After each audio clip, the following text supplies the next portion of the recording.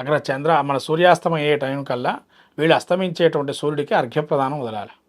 అర్ఘ్యప్రదానం ఎప్పుడైతే వదులుతారో అక్కడి నుంచి ఈ ప్రదోష సమయం అంతా గాయత్రి జపం చేసుకోవడానికి అర్హమైన కాలం.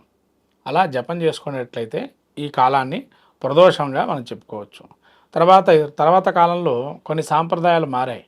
ప్రదోషంలో శివుడికి అభిషేకం చేసుకోవటం అనేది మనకు చెప్పబడింది. ఎందుకంటే శంకరుడు ఆనందంగా తాండవం వేస్తూ ఉంటారు.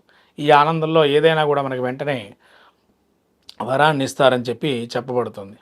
కాబట్టి ఆ శంకరుడు ఆనందంలో ఉంటాడు కాబట్టి వెంటనే మనకు ఏదైనా కూడా చిన్ముద్రతోని ఆ స్వామి అనుగ్రహం కలుగుతుందని ప్రదోషంలో అభిషేకం చేసుకుంటారు ఆ కైలాసంలో స్వామివారికి. ఇంకో విషయం, నందికి అభిషేకం చేయడం మొదలుపెట్టారు ఈ మధ్యకాలంలో. తమిళనాడు సాంప్రదాయం తీస్తే కనుక ప్రదోషంలో తమిళనాడులో నందీశ్వరుడికి అరుణాచల క్షేత్రంలో ప్రదోషకాలం త్రయోదశి తిథి కలిసి వచ్చింది ప్రదోషం.